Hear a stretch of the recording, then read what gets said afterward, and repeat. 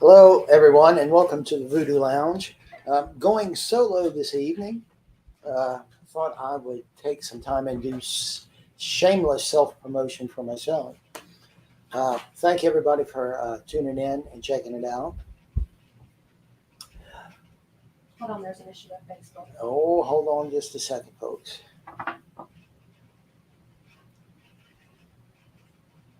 It's streaming to YouTube, just not Facebook. Mm.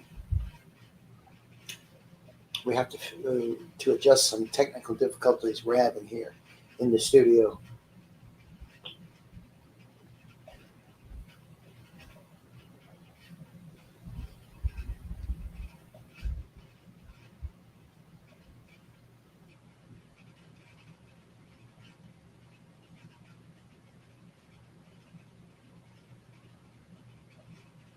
We should have this fixed in just a minute.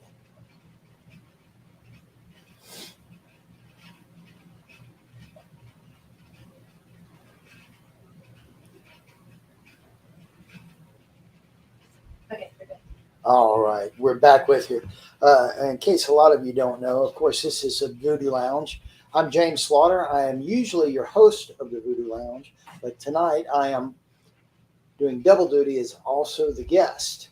I thought I would do some shameless self promotion here on the channel just for myself to let people know a little bit about me, where I come from, what kind of drives me to do the things I do musically, and that kind of thing. I am. We live here in Baton Rouge. I'm not originally from Baton Rouge. I was born in New Orleans, and we moved up here. I guess when I was about 5. Dad got a job at Exxon, which was a great big huge deal, and we moved up here. So that's how we ended up, or how I ended up in Baton Rouge. Oh, let's see. Let me get some of my questions here to look at real quick.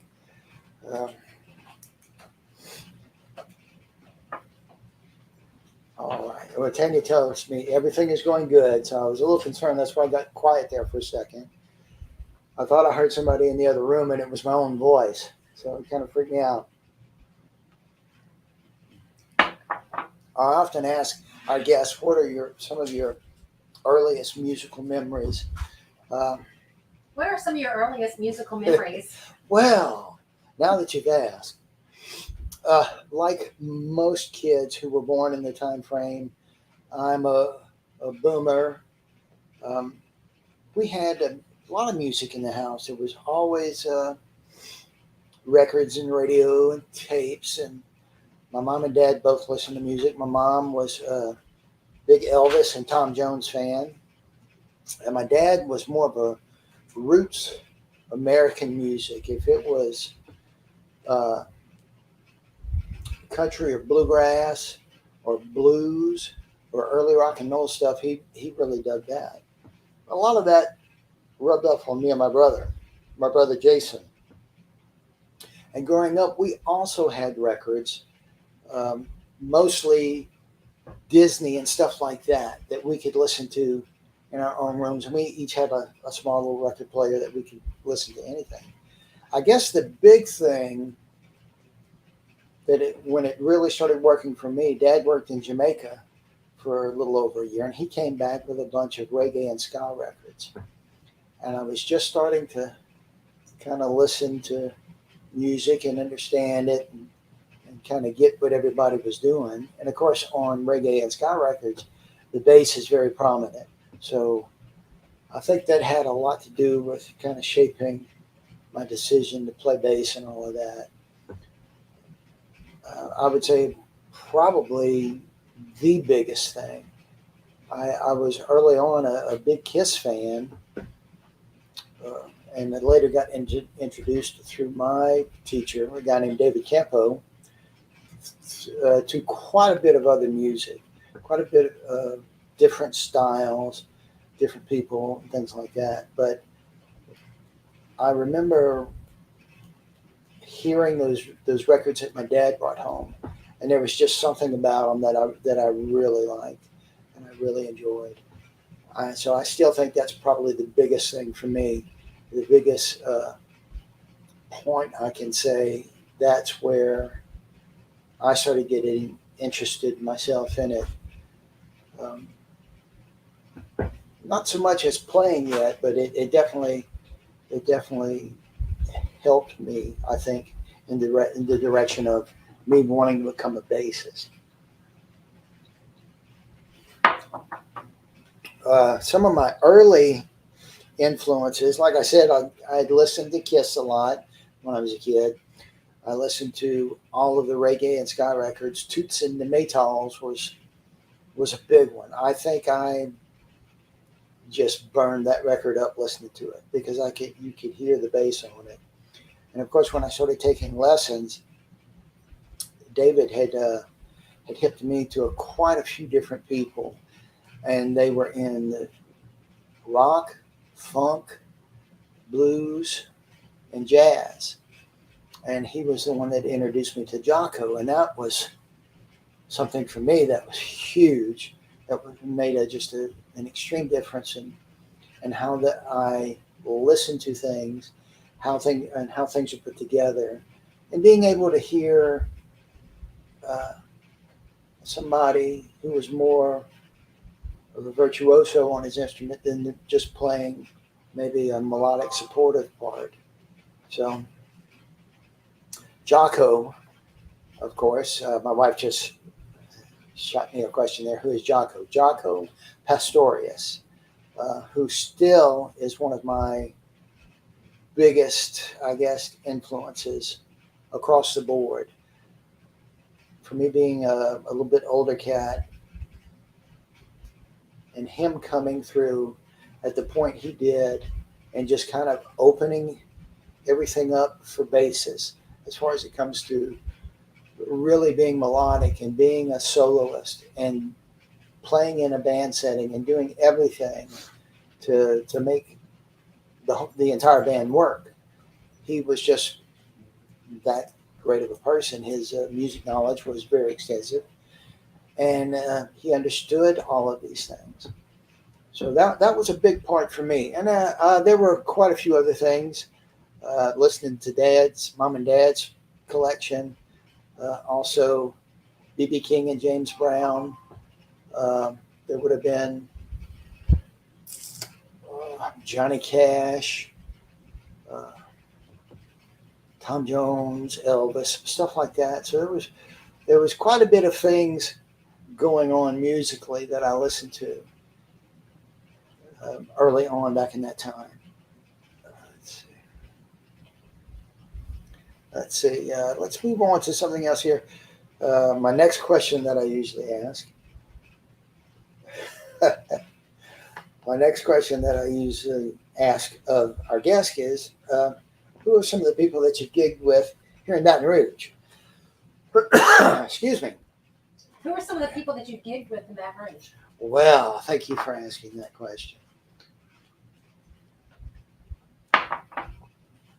I've been fortunate enough to play with a lot of different friends and a lot of different people. The first one that I did was a group called Boom and the Sonics, which is a top 40 dance group. And I made friends with several people that have friendships have lasted this long of a time. Deshae Babin was the vocalist. That would have been Mike Held on drums. Greg Robert on keyboard, who ended up for a while playing with Kansas. That was one of his great influences in his life, and he had the opportunity later in life to be able to play with him. That's fantastic. And also on guitar, Richard Myers. Then from there, I ended up just kind of putting around and not doing too much musically till I got a call from a fellow schoolmate, a guy named Ronnie Nolan. And Ronnie had called me and said one of our other friends, another horn player, Alan Neal, had called him and said, "Hey, I'm here in Hammond. My fraternity brothers are putting on a party and they want to have a band. And there's a guy, Joe Tullis, that plays guitar, and Eric Cadello Flippy, who plays drums, and they just need a couple other guys. So we went and met them and ended up practicing and playing together. And that turned into a group called JT and the Gutter Sharks. And that in turn just led to the Gutter Sharks, and that was quite a bit of time. That was through the mid 80s until, until this year. Monday Houston, myself, and Trey Kemp were playing as the three Lone Sharks because we were the last three guys left, and we continued to do that up until this year. And did that. I've been fortunate enough to play here with some local people, such as Debbie Landry, Chris LeBlanc, many different drummers, Joey Breland, Floyd Saison, Justin Beard, quite a few other people also. And I know I'm forgetting some people here. Also, let's see. Jeff Bejan, everybody calls Rughead. If you've seen Louisiana, you know who Rughead is, who's also an incredible drummer. Mike Noto, I had to play a gig with him, with his band one evening. That would have been kind of in the mid to late 80s. I was at a local bar here called South Downs. I was throwing darts, and the phone rang, and the girl behind the bar said, "James, you have a phone call." And I said, "Nobody knows I'm here." Well, it was Ronnie Nolan, who played with Mike's band Stormy, that we later had the Gutter Sharks with. And he said, "You need to come over here. We're at Bujo's, which is a kind of a rental hall down the street here, and they have it open for wedding receptions and all that kind of thing." And he said the bass player, Don Moore, his dad had passed. Well, I thought Ronnie was joking, so I hung up on him. Well, the phone rang again, and it was yet another friend of ours, Jeff, that played horns in Stormy. And Jeff called back. And Jeff said, "Hey, this is not a joke. This is serious. We're playing this wedding.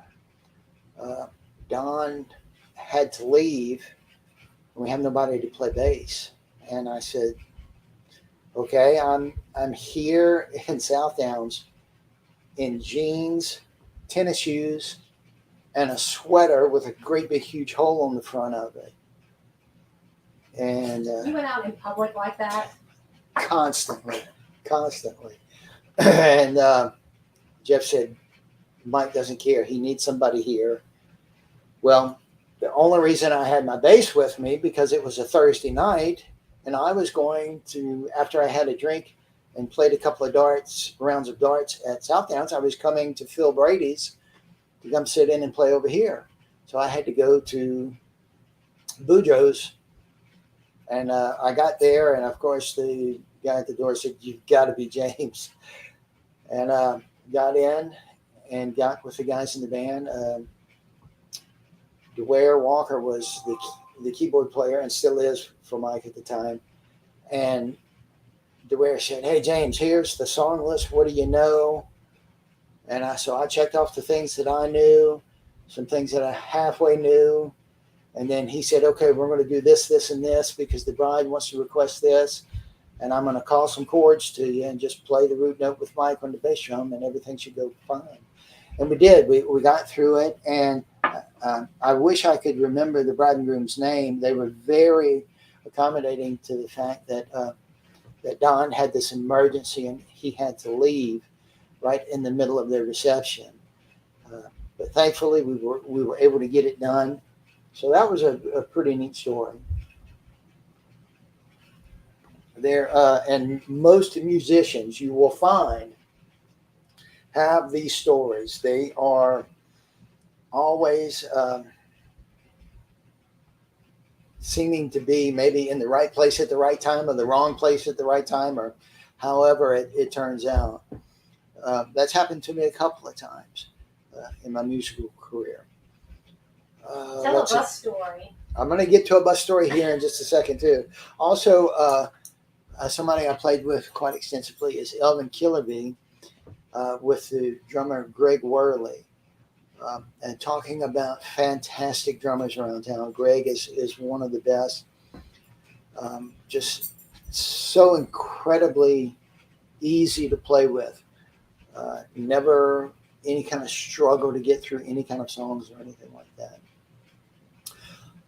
Also, Tanya just said, tell a bus story.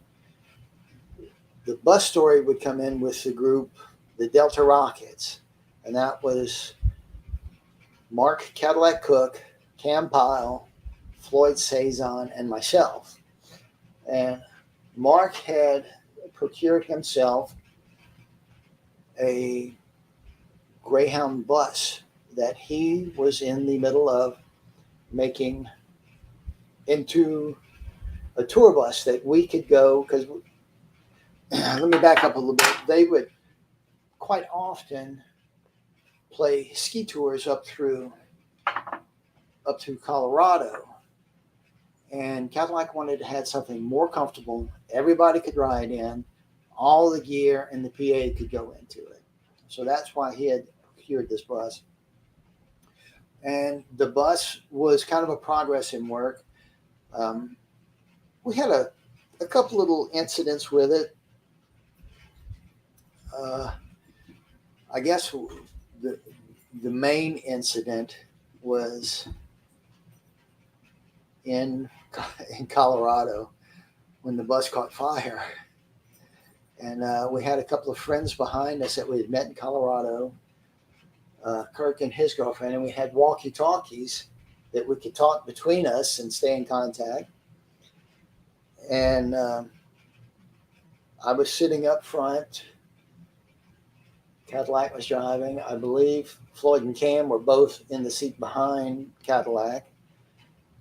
And I heard something on the microphone. Well, it was face down, and I picked it up, and all I heard was Kirk yelling, "The bus is on fire!" So Cadillac immediately pulls the bus over. We all get out. Floyd grabs the fire extinguisher, and we get around to the back.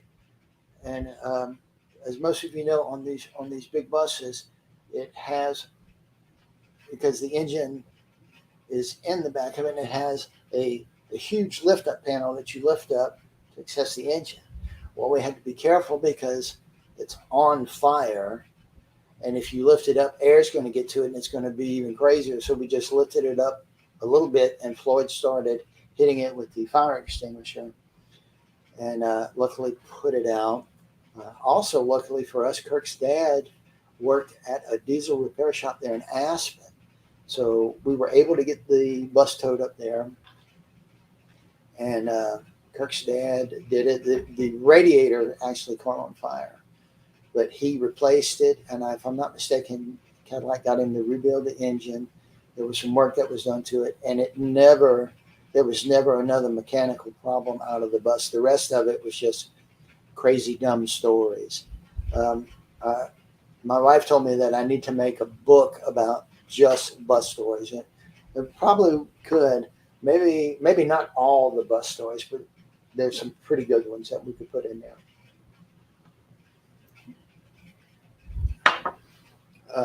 Let's see. So who are some people that you listen to now? Who am I listening to now? There's not so much a lot of new music that I listen to now. New music now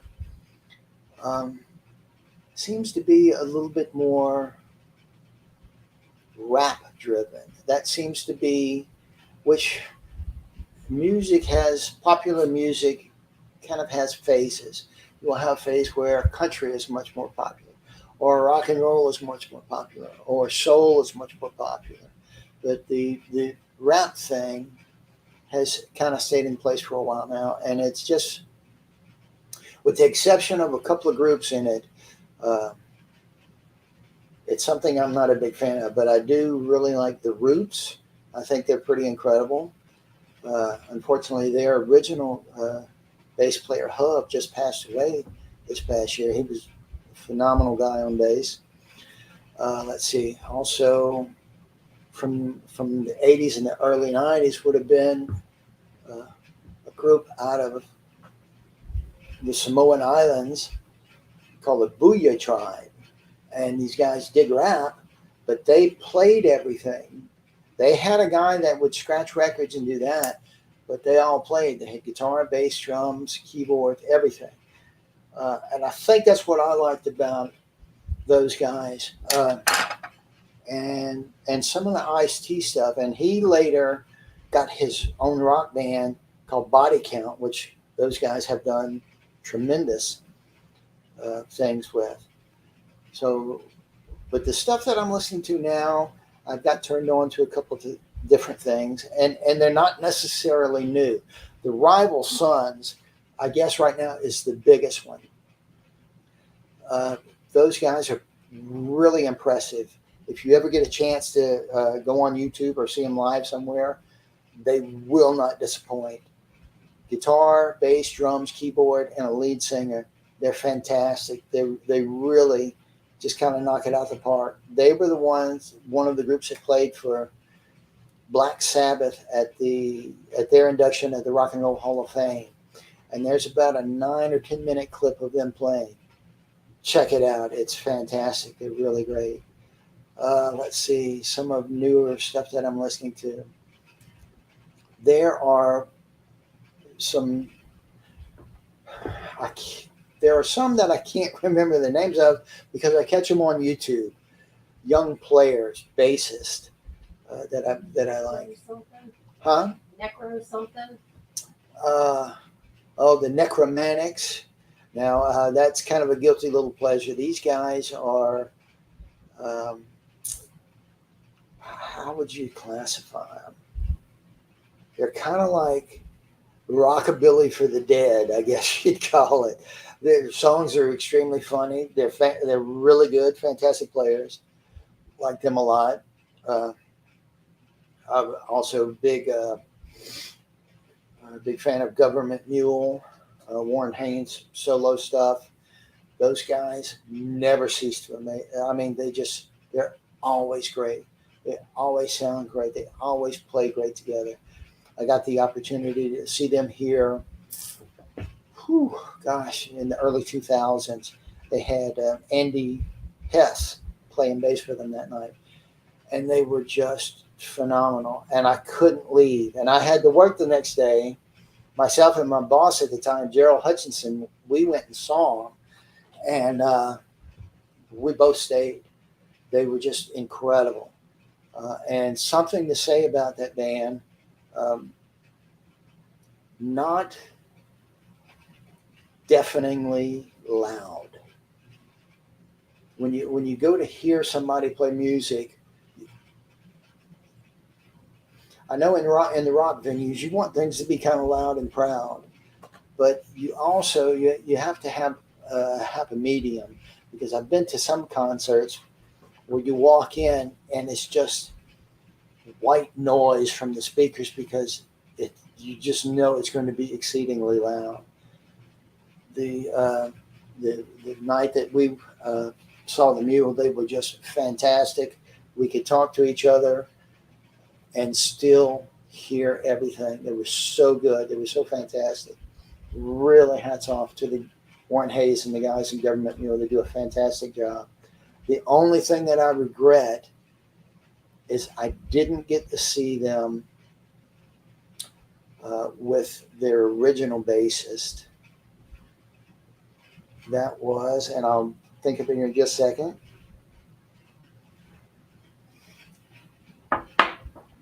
Oh my gosh, what is his name? I'm going to have to come back to it. I can't think of it. When I was playing in the late, like 1999, 98, 99, with the Delta Rockets, when we would do the tours up through Colorado, we would be like a day or two, and it happened every February. We'd be a couple of days behind them, and we wouldn't get to see them. And I was just so depressed that I never got to see than with the original guy playing bass. They're just so fantastic.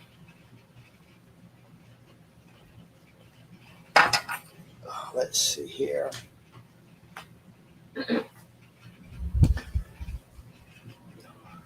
Woody, that's it. Alan Woody is the original bassist for Government Mule. And there was a video that they made, and they made a whole 2 CD set of music with all of these guest players. And they were all guys that Woody admired and grew up listening to himself. And it's just the movie, I guess, is about an hour 15, hour and a half, something like that. And it's just incredible. All of these bassists giving up their time and coming to do these things and to talk about Woody. And there's some funny stuff with videos of Woody with the guys in the band. It's really good. It's called The Deep End. It's fantastic. If you ever get a chance, it's really incredible. Jason just posted that Government Mule is coming to Gretna Fest. We may have to take a day to go see that. Or maybe the day after to recover after going to Gretna Fest to see that. That would be fantastic. And as far as who else, most of the people that I'm listening to are people that I've discovered on YouTube.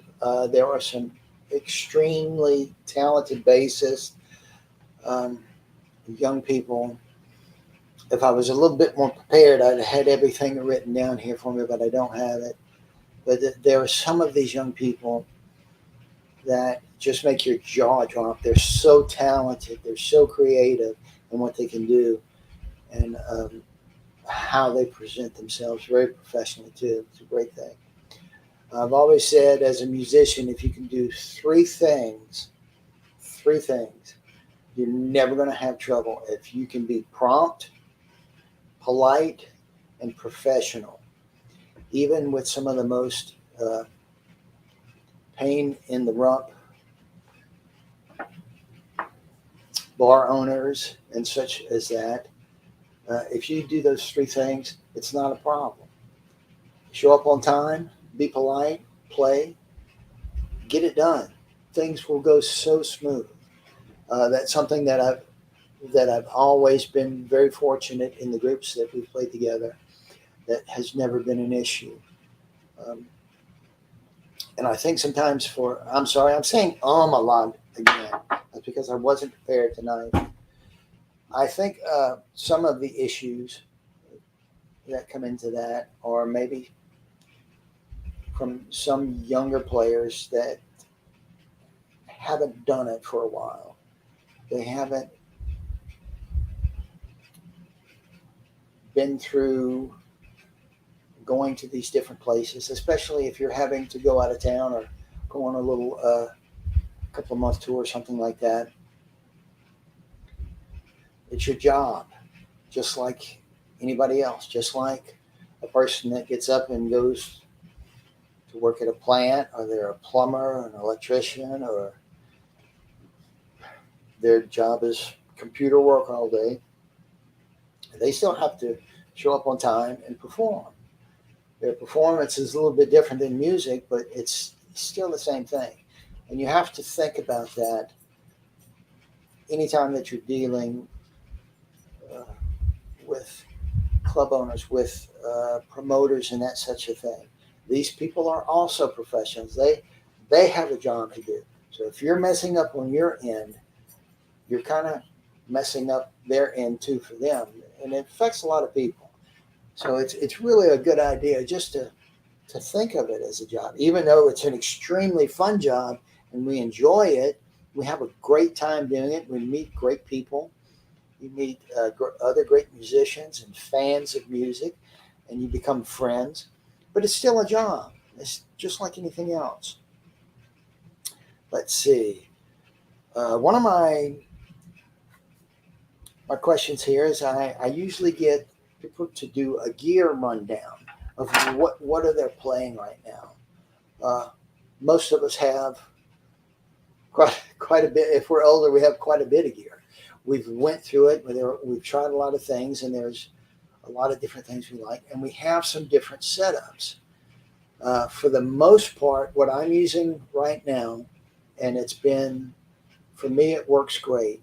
I have two Bugera 210 cabinets, and I have a Bugera head that I use. I also have the tube version, but I've got to get it over to Tim's and let his guy take a look at it because I'm having some microphonic trouble with it. But it's just the Bugera stuff has just been for me great because I can use it in a lot of different situations.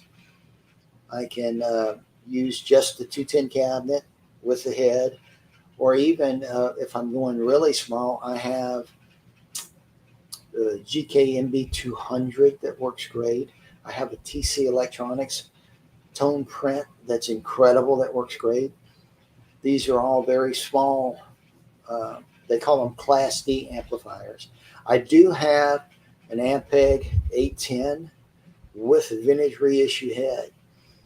That is the most amazing sounding bass rig I have. It unfortunately is the biggest, and it's the one that I get to play the least. The head itself weighs 80 pounds. The cabinet is 250. It's incredible when you're on a stage and you're able to play and hear that amplifier do its thing.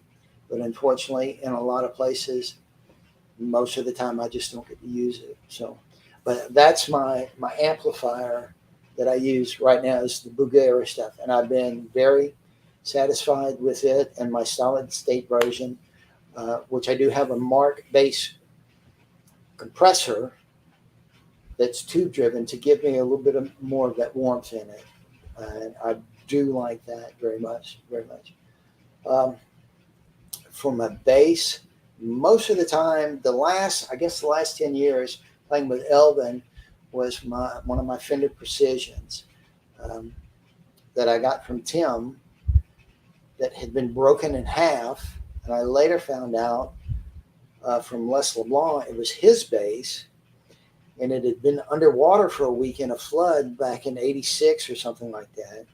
And he found it at a thrift shop and bought it and brought it to Tim. And Tim and Tommy Simpson made a jig for it and fixed it.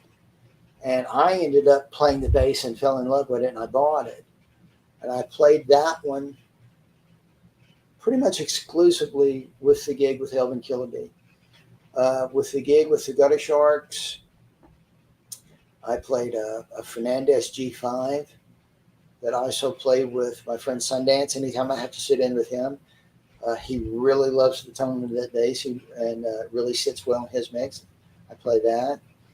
I'm a big fan of the Ibanez Black Eagles, the 70s. I have one that I play, and Tim Lawson, also at Tim's Guitar Shop, is working on another one for me that had some neck issues. So we have to get that fixed and get it refretted. And he's also doing some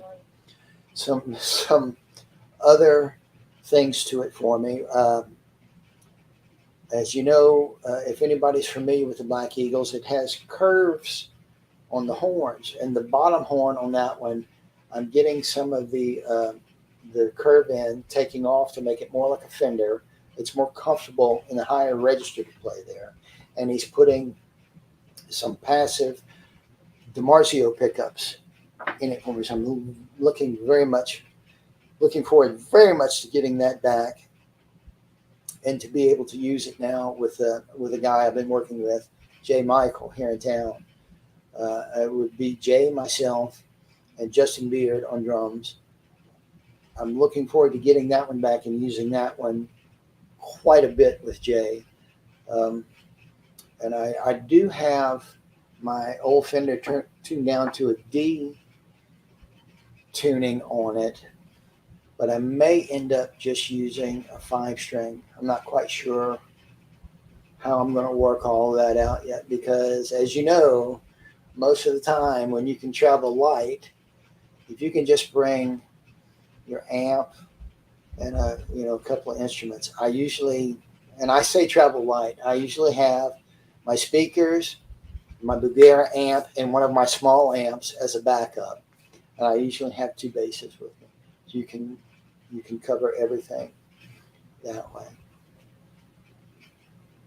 And that's about it. I played through some pedals, but I've been having some issues with that, so I may have to talk to you about that on a later date, trying to fix the issues with the pedals.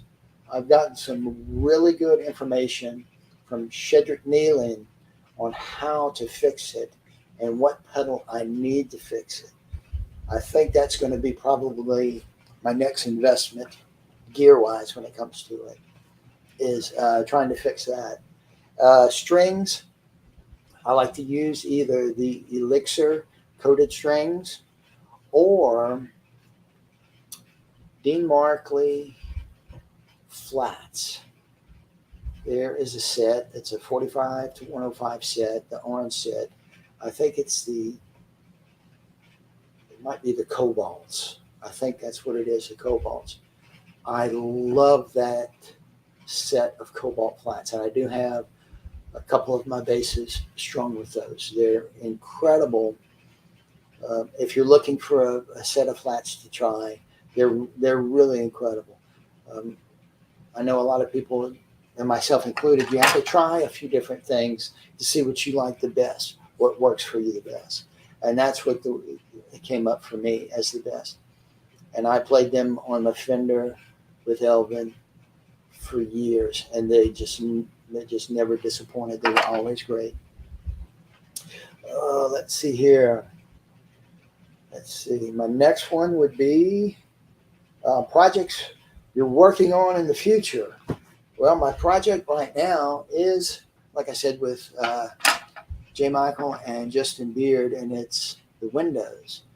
We have several original tunes recorded already that we've been doing at Jay's house on his computer, and we're working on getting a balance between the originals and the cover music, so we can play and do the gigs here locally. We're trying to branch out and to do some other things and be a little bit more productive. Hopefully, the original thing, people will be receptive to it and really dig it. Let's see. Well, I'm running out of gas, Tanya. What else do we have? Mark Ullman wants to know when and where are you going to play again? That's a good question. I think as of right now,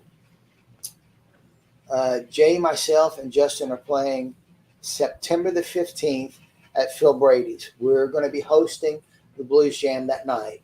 That's a Thursday. That's a Thursday. Yes, it is. It's a Thursday. And we usually play for about an hour, 45 minutes to an hour, something like that. And it will start at 9. It depends on the act that's playing at Phil Brady's, because I know some people will start at 8, some people 8:30. We generally start at 9. It's been pretty fantastic. And I will say that there's been a lot of younger people that show up and play, and these guys are terrific, which is amazing, because before COVID, I wasn't seeing that many young people show out to come and play and participate and just get up and do it. And now there's quite a few of them, and some of these cats are really fantastic. They're talented, and they're really good. I don't know. Tanya wants me to tell a story about high school. I had to make a decision in high school. This was in 11th grade. I had tried out for the football team, and I'd made second string offensive and defensive tackle. And one of the coaches there was Coach Messina, who ended up being a history coach of mine, or a civics coach. Really good guy, just all around good cat. But I also made the jazz band in 11th grade. Well, I was not a terrific student, so there was no way that I could do both of these things and be able to succeed in any kind of way. So I made the decision to not play football. And Coach Messina was not happy about it. He said, well, and of course, if you've played in any athletics, people always call you by your last name. So Coach said, Slaughter, you would be fantastic in this. You could really progress. You could do things with it. And I told him, I said, well, my main interest is in music. He said, what is that music going to do for you? It's going to do nothing for you. I said, well, it may not, but that's where my interest lays. So fast forward, graduating school in 82, and playing with the Gutter Sharks, I guess, oh my gosh, 87 or 88, we had actually got booked to play for a local fraternity house here at LSU, but in Florida. So we had 2 nights that we were playing for them. At their motel, there was a gazebo outside, powered, everything. All we had to do was set up, play. We could cover everything at night. They actually had curtains that went around it, so if it rained, it would keep everything off of it. So we get there and we play our first night. Everything's really good. And we get up the next day. So we decide we're going to go grab something to eat.